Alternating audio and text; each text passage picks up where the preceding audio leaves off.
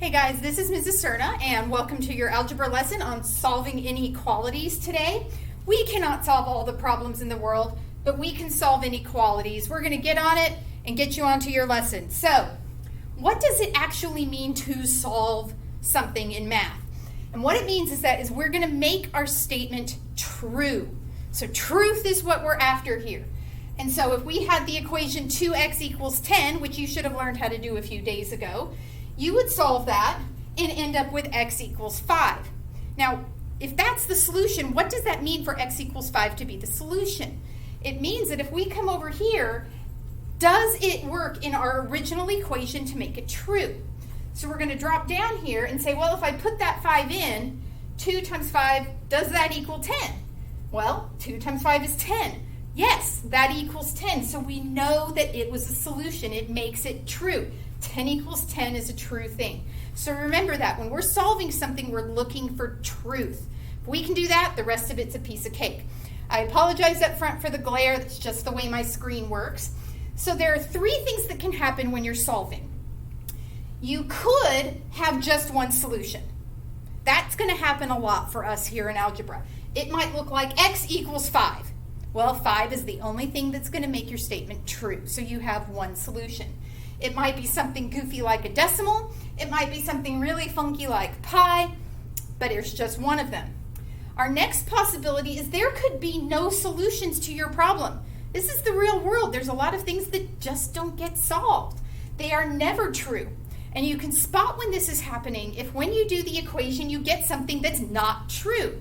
If you get 3 equals 7 as a solution to a problem, then you know that there just isn't one. Because you've gotten something false. No matter what you put in, you're going to get something false. And so you know there are no solutions. If you get a negative equals a positive, there just aren't any solutions. If you get that dogs equal cats, sorry, there's just no solution to that problem. They're never going to be equal cats rule. Fight me. Now, sometimes you can get infinite solutions where you get a problem where anything will make it true. Anything solves it. You know what that looks like if you get something that's always true. So if you're working an equation and you get something where 5 equals 5, that means no matter what you put in for x, you're going to land at something that's equal to itself. It might look like this, x equals itself, where you could put any number in here, I equal myself, and it's going to be true. So when this happens, when you get something equal to itself, that just means that it's always true, and there are infinitely many real number solutions. All the real numbers work. We're not going to get into imaginary numbers today, just trust me. We're going to say all the real numbers work and make this true. When we get to inequalities, we start solving them. They're just things that aren't equal. Hopefully you've seen these before. You've got something less than, you've got something greater than. We might throw a little equal in as well. You've seen these before. You know them, love them, live them. Some of you can't remember which one is greater than and which one's less than, so a quick refresher. We always read left to right because we speak English here.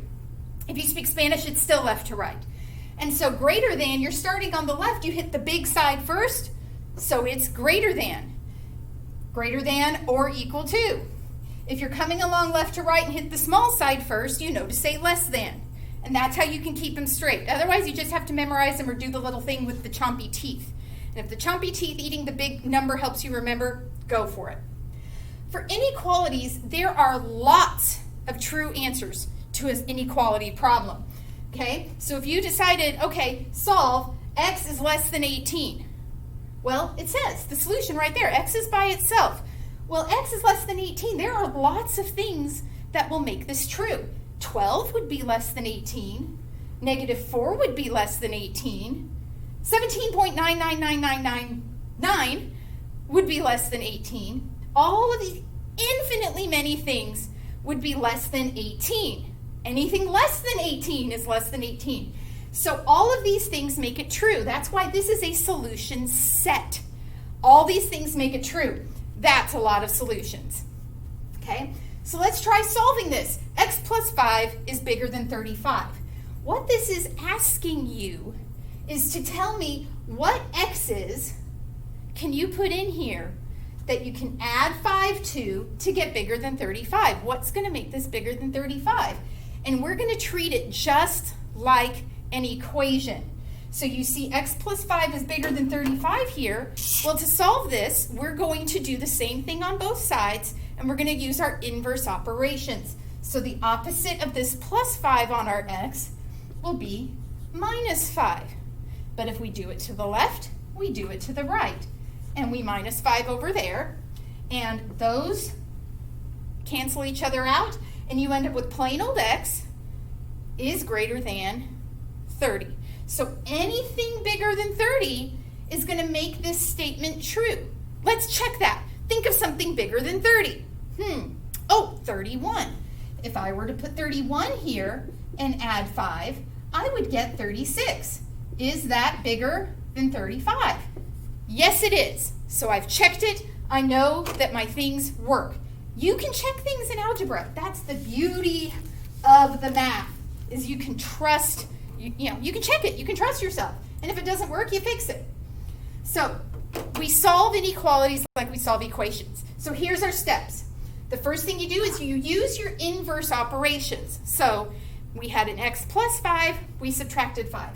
Always do the same thing to both sides. That's our golden rule of math. What you do to one side of the equation, you do unto the other. You got to be fair and keep things balanced. You end solving it, you know you're done, when one variable is all alone, when you have x equals or y equals or something like that where it's just the number by itself. And then you always want to check it. And so is that all we do? Is that all there is to solving inequalities? Oh, but it says to watch out for signs. Wait, what? Our signs are going to matter. So you can't just do this. This is not going to be good enough. And so to show you that, let's do a sample problem that I have conveniently picked right here. And it says solve negative 5 times x is greater than or equal to 40. To solve this, I would say, okay, I've got negative 5 times x, so I need to divide that negative 5 to get rid of it. But if I do it to the left side, I do it to the right side. And negative 5 divided by negative 5 cancels out and becomes just 1x, which you don't have to show the 1. It can be invisible. And I've brought down my greater than or equal to sign, and I've brought down the answer of negative 8. And so let's test this and see if it worked. And so let's pick something bigger than negative 8.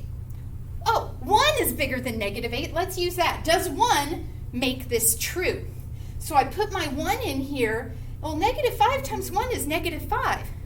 That's not bigger than 40 or equal to 40. So something just went wrong here. So we're obviously missing a step. So it's not exactly like equations because something goofy has happened here. Let's figure out what it is. Come here, mouse. There it is. So the trick is that when you divide or multiply by a negative number, your signs flip. And so when your signs flip, everything's got to flip. So when I divided by this negative 5, suddenly x went from being negative 5x's to a positive x. And when I divided by this negative 5 here, the positive 40 ended up being negative 8. Since I flipped my signs, I need to flip my inequality around from greater than to less than. Because now this is the positive thing and this is the negative thing. And everything got flipped around, so you have to flip this. Let's check and see if that made our answer real now, if it worked. So, okay, something less than negative 8 should work. Well, let's try negative 10. So if you put negative 10 in here, 5 times the negative 10 is bigger than or equal to 40. Well, 5 times negative 10 is positive 50. Remember, because negative times negative is positive. 50 is definitely bigger than 40, so this worked. This is the magic step. Anytime you multiply or divide by negatives, your signs flip, so your inequality is going to have to flip as well. And so now here's our updated how to solve inequalities like equations. First, you still use your inverse operations. So you do subtracting to get rid of adding or dividing to get rid of multiplying. We will do the same thing to both sides and follow the golden rule. When we multiply or divide by a negative number, we will flip the inequality. So if it's greater than, it becomes less than. And then always check your answers. See if stuff is true. You don't want to be passing around falsehoods to everybody. We don't like falsehoods. So our practice example here. You may not be able to see it completely well. Hang in there. I'll say it out loud. You've got x divided by -7, add 5, and it's supposed to be less than or equal to 9. And we're supposed to find all the numbers that do. Well, what I'm going to do is I'm going to subtract that 5 from both sides. Keep it nice and balanced. And the +5 and the -5 work each other out, and I'm left with just my x divided by -7. I did not divide or multiply here, so my sign can just drop straight down, and then 9 minus 5 is 4. And then you say, oh, I have x divided by -7. The opposite of dividing is multiplying. So I'm going to multiply by -7 off there, but if I did it on the left, I'm going to have to do it on the right to keep it nice and balanced. And so you go, okay, multiplying and dividing by the same thing cancels out, and I'm left with plain old x is bigger than or equal to -28. Now, why did my sign flip from less than to greater than? Remember, I just multiplied by a negative number. And when you multiply by a negative, this +4 became a -28. My signs have reversed. So I had to flip my inequality around from less than to greater than. And you can check this. Any answer where x is bigger than -28 should give me something true. And so something bigger than -28, I think I'll use -7. Why not? That's bigger than -28. It's closer to 0. You put it in, -7 divided by -7 is +1. Plus the 5 gives me the 6, which is less than or equal to 9. Okay. Now, a couple of times, occasionally, goofy things are going to happen when you solve your inequalities. So you might do something like this, where you have x plus 5 is less than x plus 3. And you go about deciding to solve this. You go, okay, I've got x's on both sides, and I don't want that.